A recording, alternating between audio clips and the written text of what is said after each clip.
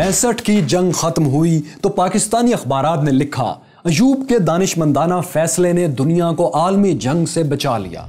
जंग के खात्मे पर पाकिस्तान में यौम तशक्कुर मनाया गया और शुक्राने के नवाफिल अदा किए गए।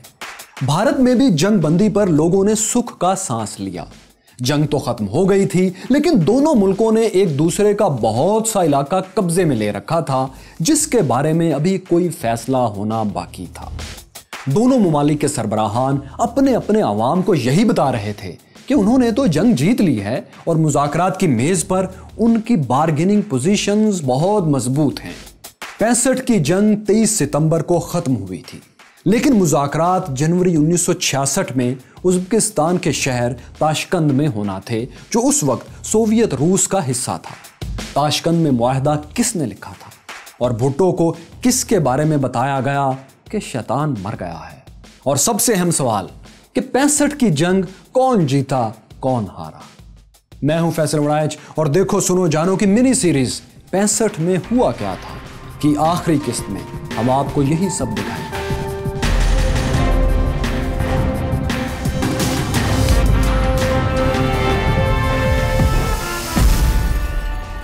दौरे जदीद में जितनी भी जंगें लड़ी गई हैं, इनमें ज्यादातर का मुकम्मल रिकॉर्ड मौजूद है।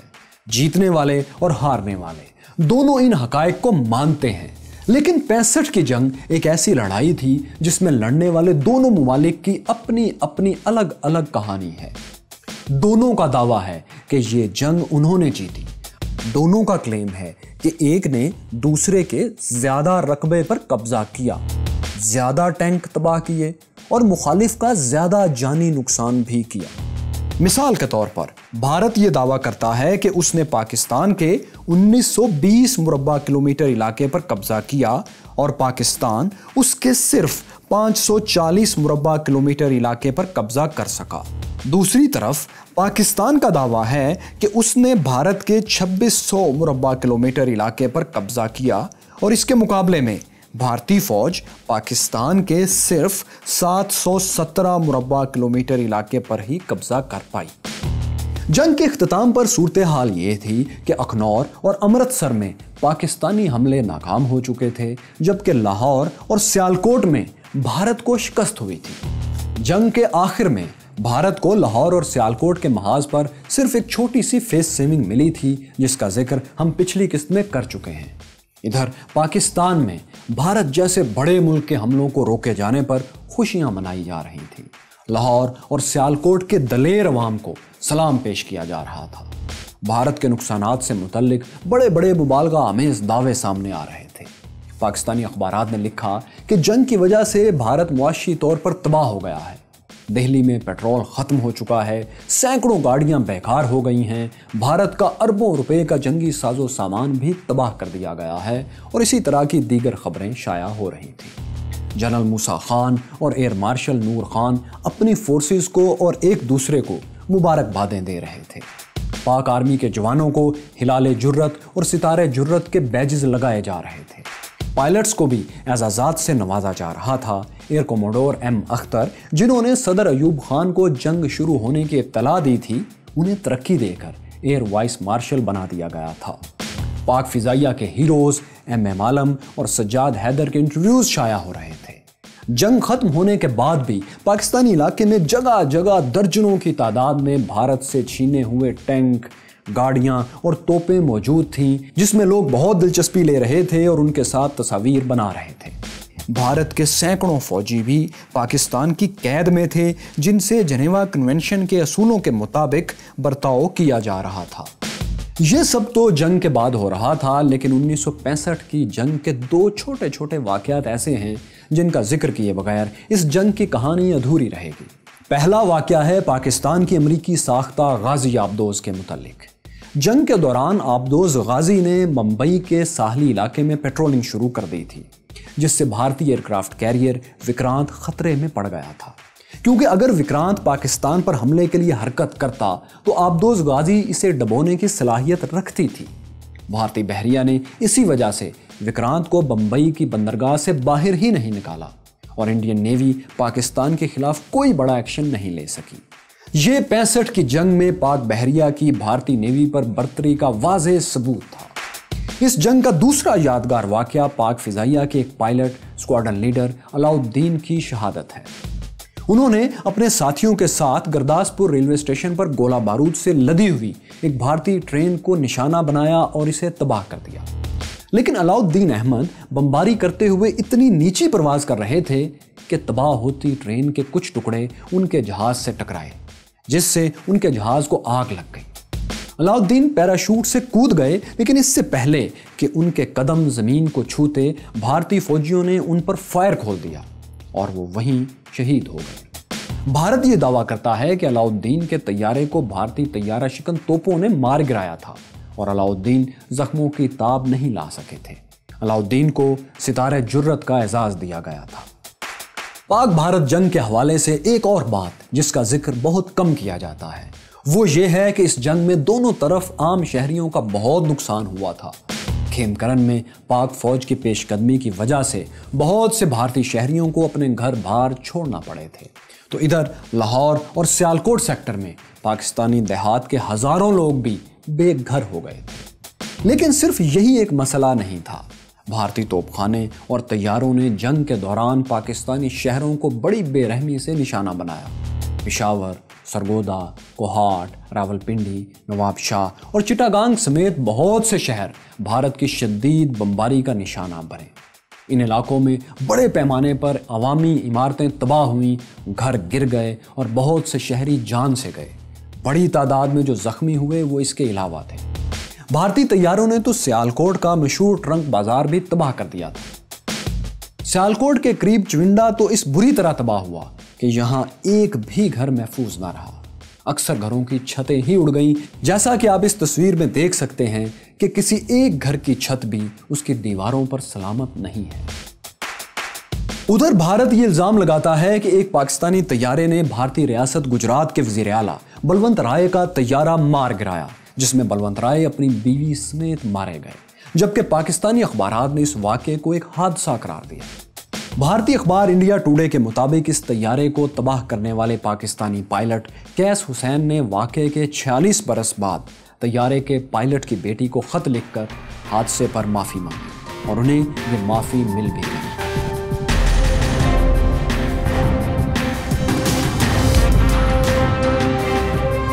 65 کی جنگ کے بہت سے دعووں کی تصدیق مشکل ہے، لیکن ایک بات حقیقت تھی، وہ یہ کہ بھارتی حملے نے پوری پاکستانی قوم کو متحد کر دیا تھا۔ جب تک جنگ جاری رہی، عام شہری پاک فوج کے لیے رضاکارانہ خدمات سر انجام دیتے رہے۔ لوگوں نے فوجیوں کے لیے ٹرینوں اور گاڑیوں میں سامان لادا، خون کے عطیات دیے، حتیٰ کہ جب صدر جنرل ایوب خان نے دفاعی فنڈ قائم کیا تو اس میں بھی بڑھ چڑھ کر رقم جمع کروائی گئی۔ قبائلی عوام تو پاک فوج کے شانہ بشانہ لڑنے کے لیے سرحدوں پر بھی پہنچ چکے تھے، حتیٰ کہ پاکستانی خواتین بھی رائفلز چلانے کی تربیت حاصل کرنے لگی تھیں۔ آج یہ بات شاید آپ کو بہت عجیب لگے، لیکن اس وقت ٹوبیکو کمپنی پاکستان نے پاکستانی فوجیوں کے لیے 60 لاکھ سگریٹس کا تحفہ بھی بھیجا تھا۔ پاکستانی اخبارات بھی جنگ میں پاک فوج اور عوام کا مورال بلند رکھنے کے لیے انتہائی مؤثر کردار ادا کر رہے تھے۔ پاک فوج کی پیش قدمی، بھارتی ٹینکوں اور طیاروں کی تباہی اور عام شہریوں پر بمباری تک کی بھرپور کوریج کی جا رہی تھی۔ پاکستانی اخبارات میں بھول کر بھی کسی ایسی خبر یا واقعے کا ذکر نہیں ملتا تھا جس سے عوام یا پاک فوج کا مورال ڈاؤن ہو سکے۔ حالانکہ پاکستان نے لاہور اور سیالکوٹ کا کامیاب دفاع کیا تھا، تو بھارت نے بھی اصل اتر سمیت کئی جگہوں پر پاکستانی حملوں کو کامیابی سے روکا تھا، جس کی کہانی ہم آپ کو پچھلی قسط میں دکھا چکے ہیں۔ لڑائی میں صرف حکومت ہی نہیں، اپوزیشن لیڈرز نے بھی عوام کا مورال بلند رکھنے میں اہم کردار ادا کیا تھا۔ اپوزیشن لیڈر محترمہ فاطمہ جناح نے بھی بیان دیے کہ بھارتی حملہ آوروں کا سر کچل دیا جائے۔ پاکستانی قوم اور فوج نے تو دفاع کا حق ادا کر دیا تھا، لیکن اصل میں تو یہ جنگ کشمیر کی آزادی کے لیے شروع ہوئی تھی۔ آپریشن جبرالٹر کی کہانی آپ پہلی قسط میں دیکھ چکے ہیں۔ اسی لیے عوامی جذبات یہی تھے کہ کشمیر کو آزاد کروائے بغیر اس جنگ کو بند کرنے کا کوئی فائدہ نہیں۔ وزیر خارجہ ذوالفقار علی بھٹو ان عوامی جذبات کی بھرپور ترجمانی کر رہے تھے۔ وہ جنگ کے دنوں میں مسلسل ایک ہی بات کہتے رہے تھے کہ اگر کشمیر میں رائے شماری کا وعدہ پورا نہ کیا گیا تو جنگ جاری رہے گی۔ ایک موقع پر تو وہ جذبات میں یہ بھی کہہ گئے کہ اگر کشمیر کی آزادی کے لیے ہمیں 1000 سال بھی لڑنا پڑا تو لڑیں گے۔ پاکستان نے جنگ بندی کے لیے جو 3 نکاتی ایجنڈا پیش کیا گیا تھا، اس میں بھی یہ تجویز رکھی گئی تھی کہ پاکستان اور بھارت دونوں کشمیر سے فوجیں واپس بلا لیں اور وہاں اقوام متحدہ کی نگرانی میں عالمی فوج تعینات کر کے 3 ماہ میں رائے شماری پلیبیسائٹ کروا دی جائے۔ بھٹو نے تو 22 ستمبر کو اقوام متحدہ کی سلامتی کونسل میں انتہائی سخت تقریر کرتے ہوئے کہا کہ اگر کشمیر کا مسئلہ منصفانہ طور پر حل نہ ہوا تو پاکستان UNO سے الگ ہو جائے گا۔ پاکستانی اخبارات نے لکھا کہ اقوام متحدہ کی تاریخ میں بھٹو جیسی شاندار اور مؤثر تقریر پہلے کبھی ہوئی ہی نہیں۔ جنگ بندی کے بعد بھٹو نے مسئلہ کشمیر 1 جنوری تک حل کرنے کی ڈیڈ لائن دیتے ہوئے اقوام متحدہ سے علیحدگی کی دھمکی کو دہرایا۔ مسئلہ کشمیر حل نہ ہونے کی وجہ سے پاکستان ان دنوں عالمی فوجی معاہدوں سیٹو اور سینٹو سے بھی الگ ہونے پر غور کر رہا تھا۔ ان ساری باتوں سے صاف ظاہر ہے کہ 65 کی جنگ کی بنیاد مسئلہ کشمیر تھا، اور عوام کی نظر میں اگر مسئلہ کشمیر کا حل نہیں نکلتا تو اس جنگ کا اور جنگ بندی کا کوئی فائدہ نہیں۔ یہاں آپ کو یہ بھی بتاتے چلیں کہ یہ وہ جنگ تھی جس میں پاکستان کو انٹرنیشنل حمایت سب سے زیادہ حاصل رہی۔ انڈونیشیا، ایران، ترکی اور چین نے پاکستان کا بہت ساتھ دیا۔ ترکی نے تو $50 لاکھ کا جنگی ساز و سامان دینے کا بھی اعلان کیا تھا۔ انڈونیشیا کے نوجوان تو اس حد تک پاکستان کے ساتھ تھے کہ انہوں نے بھارتی سفارت خانے میں توڑ پھوڑ شروع کر دی، ایئر انڈیا کا دفتر تباہ کر دیا، سماٹرا میں بھارتی قونصل خانے پر قبضہ کر لیا، اور انڈونیشیا میں بھارت کے خلاف آئے روز جلوس نکل رہے تھے۔ انڈونیشیا میں بھارتی شہریوں پر اتنے حملے ہوئے کہ بھارتی دکانوں کی حفاظت کے لیے پولیس تعینات کرنا پڑی۔ اسی طرح ترکی میں بھی بھارتی سفارت خانے کے باہر مظاہرے ہوئے، جبکہ استنبول میں بھی پاکستان کی حمایت میں جلوس نکالے گئے۔ چینی نوجوان بھی رضاکارانہ طور پر بھارت سے جنگ کے لیے تیار تھے۔ ایرانی نوجوان تو بھارت کے خلاف لڑنے کے لیے پاکستانی سفارت خانے میں آ کر اپنے نام بھی لکھوا رہے تھے۔ ادھر بھارت کا کوئی اتحادی اس کے ساتھ اس طرح نہیں کھڑا تھا۔ بھارتی حکومت نے بیان دیا کہ وہ اپنے عرب اتحادیوں سے مایوس ہو گئی ہے۔ بھارت نے تو امریکہ کو بھی پاکستان کے خلاف جنگ کے لیے جنگی طیارے فراہم کرنے کے لیے کہا، لیکن امریکہ نے بیان دیا کہ وہ پاک بھارت جنگ میں براہ راست مداخلت نہیں کرے گا۔ پاکستان اور بھارت کے درمیان جنگ بند کروانے میں سب سے زیادہ کردار چین نے ادا کیا۔ اگر پاکستانی اخبارات کی مانیں تو چینی حکومت جنگ کے شروع ہی سے بھارت کو وارننگز دے رہی تھی کہ وہ حملے بند کر دیں ورنہ انہیں نتائج بھگتنا ہوں گے۔ چینی وزیر اعظم چوان لائی نے اعلان کیا کہ بھارت نے امریکہ کے اشارے پر پاکستان پر حملہ کیا ہے، لیکن چین کی وارننگز کے باوجود جب جنگ بند نہ ہوئی تو چینی فوج بھارتی سرحد پر جمع ہونے لگی۔ اس کے لیے چین نے یہ جواز پیش کیا کہ بھارتی فوج نے چائنا اور انڈیا کے بارڈر پر موجود چھوٹی سی اسٹیٹ سکم میں غیر قانونی فوجی اڈے بنا رکھے ہیں، اگر انہیں ختم نہ کیا گیا تو چین اور بھارت میں جنگ چھڑ جائے گی۔ 21 ستمبر کو چین نے بھارت کو یہ فوجی اڈے ختم کرنے کے لیے 3 دن کا الٹیمیٹم بھی دے دیا۔ 25 لاکھ چینی فوج بھارت پر حملے کے لیے انڈیا کے بارڈر پر بالکل تیار کھڑی تھی، لیکن 3 دن پورے ہونے سے پہلے ہی پاک بھارت جنگ بندی ہو گئی، سیز فائر ہو گیا۔ پاکستانی قوم متحد تھی اور اپنی فوج کے ساتھ کھڑی تھی۔ عالمی برادری میں سے بھی زیادہ تر ممالک پاکستان کی حمایت کر رہے تھے اور بھارت کو جارے ملک یا اگریسو اسٹیٹ قرار دے رہے تھے۔ اب گیند جنرل ایوب خان کے کورٹ میں تھی کہ وہ اس قومی اور عالمی حمایت کا مذاکرات کی میز پر کیسے استعمال کرتے ہیں، لیکن ایوب خان اس وقت کسی اور ہی سوچ میں تھے۔ ہم آپ کو 65 میں ہوا کیا تھا کہ پہلی قسط میں دکھا چکے ہیں کہ ایوب خان بھارت سے جنگ نہیں چاہتے تھے۔ چین اور بھارت کی جنگ کی کہانی میں بھی آپ دیکھ چکے ہیں کہ جنرل ایوب خان نے امریکی دباؤ کی وجہ سے کشمیر پر حملہ نہیں کیا تھا۔ یہی وجہ ہے کہ 65 کی جنگ میں بھی ایوب خان کی ساری توجہ یا زیادہ توجہ جنگ بند کروانے پر رہی، مسئلہ کشمیر کے حل پر نہیں۔ جنگ کے دوران انہوں نے بیانات تو بہت دیے کہ ہم اپنی بقا کے لیے آخری دم تک لڑیں گے، لیکن حقیقت یہ ہے کہ جنگ شروع ہوتے ہی ایوب خان نے سیز فائر کے لیے کوششیں شروع کر دی تھی۔ اس کا انکشاف کیسے ہوا؟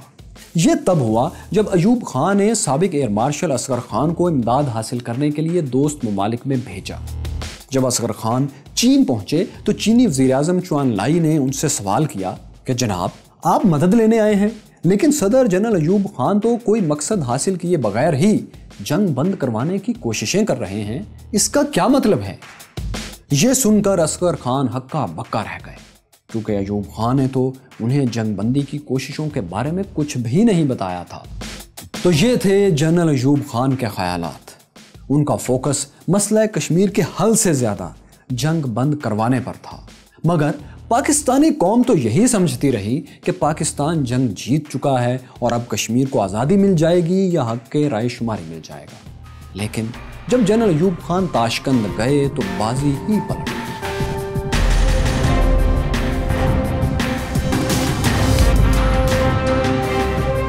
جنوری 1966 میں تاشقند میں پاک بھارت مذاکرات شروع ہو گئے، لیکن پہلے مرحلے میں یوں لگا کہ مذاکرات ناکام ہو جائیں گے۔ دونوں ممالک میں کوئی سمجھوتا نہیں ہو رہا تھا۔ ایوب خان اور شاستری تو مذاکرات ادھورے چھوڑ کر واپس آنے پر تیار بھی ہو گئے تھے۔ پاکستانی اخبارات میں یہ خبریں بھی شائع ہوئیں کہ روس نے بھارت کی حمایت کے بجائے مکمل غیر جانبداری اختیار کر لی ہے۔ پاک بھارت مذاکرات میں ڈیڈ لاک صرف ایک دن برقرار رہا۔ 11 جنوری کو اچانک یہ خبر آئی کہ دونوں ممالک میں سمجھوتا ہو گیا ہے۔ اس سمجھوتے کو اعلان تاشقند کا نام دیا گیا تھا۔ اس معاہدے کے جو اہم نکات تھے وہ کچھ اس طرح تھے کہ دونوں ممالک کی فوجیں 5 اگست 1965 کی پوزیشن پر واپس چلی جائیں گی، یعنی ایک دوسرے کے علاقے واپس کرنا ہوں گے۔ دونوں ممالک ایک دوسرے کے معاملات میں کوئی مداخلت نہیں کریں گے، مسائل کو بات چیت سے حل کیا جائے گا اور دونوں ملک طاقت کا استعمال اس کے لیے نہیں کریں گے۔ دونوں ممالک ایک دوسرے کے خلاف پروپیگنڈا بند کر دیں گے۔ روسی وزیر اعظم نے اس معاہدے کے بعد دعویٰ کیا کہ معاہدہ تاشقند پاکستان اور بھارت کے درمیان مستقل دوستی کی وجہ بنے گا۔ اس معاہدے میں مسئلہ کشمیر کے فوری حل یا کشمیر میں ریفرنڈم کروانے کا کوئی ذکر ہی نہیں تھا۔ اتنی بڑی جنگ، مسئلہ کشمیر پر اس حد تک بیان بازی اور اس کے بعد معاہدہ تاشقند میں کشمیر کا نام تک غائب ہو جانا، یہ ایک غیر معمولی بات تھی۔ واشنگٹن پوسٹ نے معاہدہ تاشقند پر تبصرہ کرتے ہوئے لکھا کہ یہ معاہدہ صرف ایک محدود کامیابی ہے کیونکہ اس میں اصل مسئلے کے حل کا کوئی ذکر ہی نہیں۔ بی بی سی نے کہا مسئلہ کشمیر پر پاکستان کے موقف میں نرمی آ گئی ہے۔ معاہدہ تاشقند ہوتے ہی بھارت نے واضح طور پر یہ اعلان کیا کہ یہ معاہدہ ہماری فتح ہے کیونکہ اب پاکستان کشمیر میں مسلح نوجوان نہیں بھیج سکے گا۔ اس کے مقابلے میں پاکستان کا موقف اتنا واضح نہیں تھا کہ آپ اسے دو ٹوک موقف کہہ سکیں یا عام آدمی اسے آسانی سے سمجھ سکے۔ پاکستان نے اس معاہدے کو اپنی فتح بھی قرار نہیں دیا تھا۔ مذاکرات کرنے والی پاکستانی ٹیم کے ترجمان نے کہا تاشقند معاہدہ نہ پاکستان کی فتح ہے نہ بھارت کی۔ صدر ایوب خان نے بیان دیا کہ اگر تاشقند معاہدے میں مسئلہ کشمیر کے حل کی کوشش بھی کی جاتی تو مجھے اور خوشی ہوتی۔ اس بیان سے صاف ظاہر ہے کہ پاکستان نے آپریشن جبرالٹر کے ذریعے کشمیر کو آزاد کرانے کا جو خواب دیکھا تھا وہ تاشقند میں مذاکرات کی میز پر اپنے انجام کو پہنچ چکا تھا، دم توڑ چکا تھا۔ کئی ماہ بعد وزیر خارجہ ذوالفقار علی بھٹو نے خود کو اسی معاہدے کی بنیاد پر حکومت سے الگ کر لیا تھا۔ انہوں نے ایوب حکومت سے استعفیٰ دے دیا تھا، بلکہ ایوب خان کے خلاف تحریک بھی چلانے لگے تھے۔ لیکن ایک دلچسپ بات بتائیں آپ کو، یہ معاہدہ وزیر خارجہ ذوالفقار علی بھٹو نے خود تحریر کیا تھا۔ اسی معاہدے کے چند گھنٹوں بعد دونوں ممالک کو ایک ڈرامائی صورتحال کا بھی سامنا ہوا۔ وہ یوں کہ تاشقند معاہدے کے فوری بعد بھارتی وزیر اعظم لال بہادر شاستری دل کا دورہ پڑنے سے انتقال کر گئے۔ جو شخص بھٹو کو ان کی اچانک موت کی خبر دینے کے لیے آیا اس نے کہا سر شیطان مر گیا ہے۔ بھٹو اپنے خیالات میں کھوئے ہوئے تھے۔ انہوں نے بے ساختہ پوچھا ان کا یا ہمارا؟